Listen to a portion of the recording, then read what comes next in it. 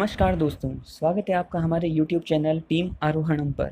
अगर आप चैनल पर नए हैं तो प्लीज़ इसे सब्सक्राइब कर लें और बेल आइकन प्रेस कर लें, जिससे हर सुबह आपको एक नई जॉब अपडेट मिल जाए। जॉब नोटिफिकेशन के रिगार्डिंग आज हम आप लोगों के लिए लेके आए हैं इंडियन एयरफोर्स की जॉब नोटिफिकेशन। जी हाँ, भारतीय वायुसेना ने एक जॉब नोटिफिकेशन दिया है। अगर आप डिफेंस सेक्टर में जाना चाहते हैं और अपने आप को एक ऑफिसर के रूप में देखते हैं तो ये अपडेट आप ही के लिए है। तो आइए जानते हैं इस नोटिफिकेशन के बारे में कि क्या क्या इसकी एलिजिबिलिटी कंडीशन है, कौन कौन अप्लाई कर सकता है, एग्ज़ाम कब है, लास्ट डेट क्या होगी फॉर्म की। सब कुछ आपको इस जॉब नोटिफिकेशन में देखने को मिल जाएगा। तो आइए शुरू करते हैं भारतीय वायुसेना का जॉब नोटिफिकेशन। सबसे पहले अगर हम बात करें इसकी लास्ट डेट की तो वो है 14 जुलाई और फॉर्म स्टार्ट हो चुका है 15 जून 2020, यानी कल से ये फॉर्म स्टार्ट हो चुका है और लास्ट डेट इसकी है 14 जुलाई 2020। इससे पहले आपको ये फॉर्म सबमिट कर देना है। और दोस्तों, लास्ट डेट का वेट मत कीजिएगा। लास्ट डेट प्रॉब्लम सर्वर में या किसी भी तरीके से आ सकती है, इसलिए आप इस फॉर्म को जितना जल्दी हो उतना जल्दी फिल कर दें अगर आपको डिफेंस सेक्टर में जाने का इंटरेस्ट है तो। अब बात करते हैं इसके एग्ज़ाम की। एग्ज़ाम इसका इस बार ऑनलाइन मोड में होगा, ये क्लियरली लिखा हुआ है ऑनलाइन एफकेट एग्जामिनेशन। इसके अलावा इसके एग्ज़ाम की डेट आएगी 19 सितंबर या फिर 20 सितंबर, इन दोनों में से आपको एक स्लॉट दे दिया जाएगा। अब अगर इसकी एलिजिबिलिटी की और से पहले हम बात करें इसकी एंट्रीज़ क्या क्या हैं, तो एंट्री में इन्होंने पहला रखा है डायरेक्ट एफकेट एंट्री, जिसके अंदर आप ब्रांचेस होगी फ्लाइंग ब्रांच और ग्राउंड ड्यूटी टेक्निकल और ग्राउंड ड्यूटी नॉन टेक्निकल।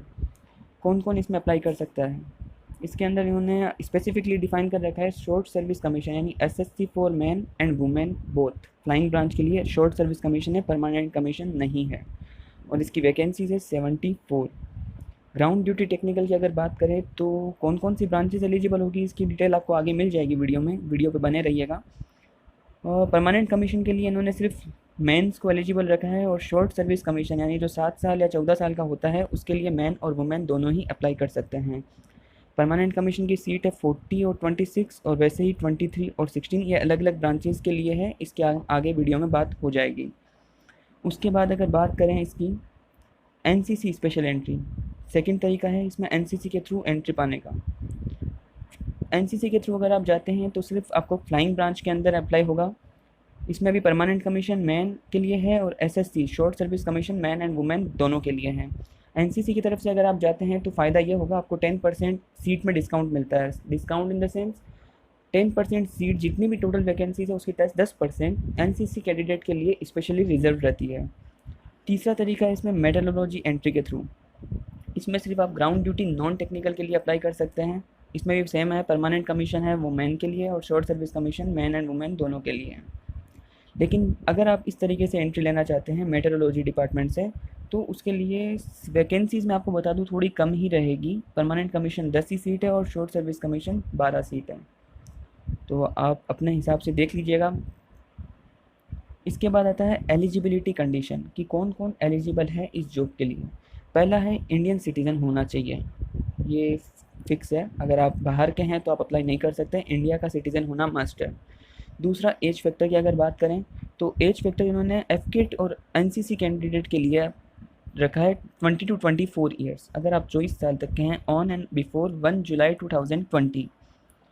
अगर आप 1 जुलाई 2021 तक 24 साल के हैं तो आप इस फॉर्म के लिए एलिजिबल हैं। दूसरा ग्राउंड ड्यूटी टेक्निकल और नॉन टेक्निकल से अगर आप फिल करना चाहते हैं तो उन्होंने एज रिलैक्सेशन 2 साल का एक्स्ट्रा दिया है। अगर आप 20 से 26 साल के हैं तो भी इस फॉर्म में अप्लाई कर सकते हैं, बट ग्राउंड ड्यूटी टेक्निकल और नॉन टेक्निकल के लिए। तीसरा इन्होंने डिफ़ाइन किया है मैरिटल स्टेटस। मैरिटल स्टेटस के लिए उन्होंने डिफ़ाइन कर रखा है अगर आप 25 साल तक के हैं और अनमेरिड हैं तो ही आप इसका अप्लाई कर सकते हैं। उसके अलावा अगर आप विडो और डाइवोर्सीज हैं बिलो 25 ईयर्स, अगर 25 साल से पहले आप विडो और डाइवोर्सीज हैं तो इसके लिए एलिजिबल नहीं हैं। सिर्फ ये चीज़ आपको ध्यान रखनी है। तो इन सब चीज़ों को ध्यान में रखते हुए हम आगे चलते हैं इनकी एजुकेशनल क्वालिफ़िकेशन की ओर। इनकी एजुकेशन क्वालिफ़िकेशन क्या क्या इन्होंने मांगी है इस फॉर्म को फिल करने के लिए। अगर आप फ्लाइंग ब्रांच के लिए अप्लाई करना चाहते हैं तो 10+2 में फिजिक्स और मैथ में इंडिविजुअल 50% मार्क्स के साथ ओवरऑल 50% मार्क्स आपको होने चाहिए। उसके अलावा इसके साथ ही आप ग्रेजुएट होने चाहिए या तो 3 साल वाले कोर्स में विथ 60% मार्क्स, या फिर आप BE BTech 4 साल का जो कोर्स होता है इंजीनियरिंग का, उसके अंदर आप इक्विवेलेंट 60% मार्क्स के साथ पास होने चाहिए एक रिकॉग्नाइज्ड यूनिवर्सिटी से। इन दोनों कंडीशनों में से अगर कोई भी आपके पास एक है और 10+2 में इंडिविजुअल मैथ्स और फिजिक्स में 50% मार्क्स के साथ आप पास हैं, तो आप इस फॉर्म को फ्लाइंग ब्रांच के लिए भी अप्लाई कर सकते हैं। इसके बाद अगर बात करें ग्राउंड ड्यूटी टेक्निकल ब्रांच की, तो ग्राउंड ड्यूटी टेक्निकल ब्रांच में पहला है इलेक्ट्रॉनिक्स इंजीनियरिंग के लिए। एरोनॉटिकल इंजीनियर में इन्होंने इलेक्ट्रॉनिक्स स्ट्रीम को रखा है। इसमें भी सेम क्राइटेरिया, 10+2 में आपको 50% मार्क्स होने चाहिए फिजिक्स और मैथमेटिक्स के साथ। उसके अलावा किसी भी रिकॉग्नाइज यूनिवर्सिटी से 60% के साथ आपको ग्रेजुएट होना पड़ेगा। इसके अंदर इन्होंने सिर्फ इलेक्ट्रॉनिक्स को नहीं, इलेक्ट्रॉनिक्स से रिलेटेड जितनी ब्रांचें हैं उनको सबको एलिजिबल करवा दिया है। बेसिकली इसमें communication engineering, computer science, electrical and computer, electrical and electronics, telecommunication, सारी ब्रांचेस को इन्होंने कवर किया है। तो अगर आप इलेक्ट्रॉनिक्स कम्युनिकेशन, कंप्यूटर साइंस या इंस्ट्रूमेंट डिपार्टमेंट और इलेक्ट्रिकल डिपार्टमेंट से बिलोंग करते हैं तो आप इसके लिए एलिजिबल हैं। अब अगर आगे बात करें मैकेनिकल से रिलेटेड कौन कौन इसके अंदर आएगा, एरोनॉटिकल इंजीनियर लेकिन मैकेनिकल से रिलेटेड, तो मैकेनिकल की जितनी भी ब्रांचेज हैं उन्होंने ऑलमोस्ट सबको कवर कर लिया। जैसे कि आप कुछ नाम यहाँ पे देख सकते हैं, aerospace engineering, aeronautical engineering, aircraft maintenance, mechanical engineering, robotic, automation, mechatronics. अगर इन सब में से आपने किसी में भी BTech BE कुछ किया हुआ है तो आप इसके लिए एलिजिबल हैं। बट क्राइटेरिया अभी भी वही है, 50% मार्क्स आपको फिजिक्स और मैथमेटिक्स में 12th में होने चाहिए और 60% के साथ आपने अपनी ग्रेजुएशन कंप्लीट किया हुआ हो। अब अगर बात करें ground duty non technical branches की, तो इसमें दो क्राइटेरिया है, पहला एडमिनिस्ट्रेशन और दूसरा एजुकेशन। एडमिनिस्ट्रेशन के लिए आपको सेम क्राइटेरिया है, 10+2 में 10+2 के अंदर अगर मैं बात करूँ तो आपको 60% मार्क्स मिलने चाहिए और जिस भी यूनिवर्सिटी से आपने ग्रेजुएशन किया उसमें 60% मार्क्स एलिजिबल उनको चाहिए, कि इतना तो मिनिमम क्राइटेरिया है फॉर्म को फिल करने के लिए। आगे अगर हम बात करते हैं इसके मेट्रोलॉजी के थ्रू, अगर आप इसमें एंट्री लेना चाहते हैं, अभी तक हमने बात की NCC और फ्लाइंग ब्रांच, अब बात करते हैं मेट्रोलॉजी के डिपार्टमेंट के थ्रू अगर आप इसमें एलिजिबिलिटी कंडीशन क्या क्या है। इसके अंदर इनको चाहिए पोस्ट ग्रेजुएट डिग्री आपके पास होनी ही चाहिए। इन्होंने ब्रांच स्पेसिफाई कर रखी है, science stream, mathematics, statistics, geography, computer application, environmental science, applied physics या मेट्रोलॉजी और एग्रीकल्चर डिपार्टमेंट से अगर आपने 50% के साथ ग्रेजुएशन कंप्लीट किया है अपना पोस्ट ग्रेजुएशन, तो आप मेट्रोलॉजी डिपार्टमेंट के थ्रू भी इस एग्ज़ाम के लिए आप अप्लाई कर सकते हैं। अब दोस्तों बात करते हैं सबसे मोस्ट इम्पोर्टेंट फैक्टर जो कि फ़ी फैक्टर है, कि इस फॉर्म को फिल करने के लिए कितने रुपए आपको देने पड़ेंगे। तो इन्होंने डिफ़ाइन कर रखा है कि FCAT कैंडिडेट के लिए 250 रुपीज़ आपको फॉर्म को फिल करने के लिए लगेंगे, और अदरवाइज़ अगर आप दूसरे डिपार्टमेंट के लिए अप्लाई करते हैं जैसे ग्राउंड ड्यूटी टेक्निकल और नॉन टेक्निकल के लिए, तो इसके लिए कोई फ्री क्राइटेरिया नहीं है।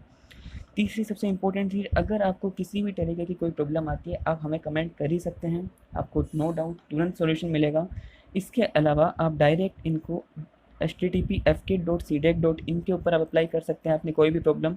इसके अलावा उन्होंने यहाँ पे फ़ोन नंबर दे रखे हैं जो कि आप यूज़ कर सकते हैं। अगर कोई भी ऐसी प्रॉब्लम आए जिसका सॉल्यूशन आपको ना समझ में आ रहा हो या आपको नहीं पता क्या करना हो, तो प्लीज़ इन कॉन्टैक्ट नंबर पे आप एक बार बात कर लें, क्योंकि फॉर्म में कोई गड़बड़ मत कीजिएगा, आपका एडमिट कार्ड नहीं आएगा। इसके अलावा अगर आपको जानना है कि एडमिट कार्ड को कैसे फिल करना है तो आप हमें प्लीज़ कमेंट सेक्शन में बता दीजिएगा, हम इसके ऊपर एक सेपरेट वीडियो बना लेंगे, क्योंकि एक ही वीडियो में सब कुछ बताना बहुत लेंदी हो जाएगा। तो प्लीज़ आप हमें इन्फॉर्म कर दीजिएगा, मैसेज कर दीजिएगा, आपको डिस्क्रिप्शन में लिंक मिल जाएगा इसके ऑफिशियल नोटिफिकेशन का। बस आप एक बार कमेंट कर देना और प्लीज़ वीडियो को लाइक एंड शेयर करना ताकि सब लोगों को इसकी इन्फॉर्मेशन मिल जाए, आपके दोस्तों को, आपके साथ वालों को, सबको। तो इसी के साथ अभी का मैं वीडियो एंड कर रहा हूँ।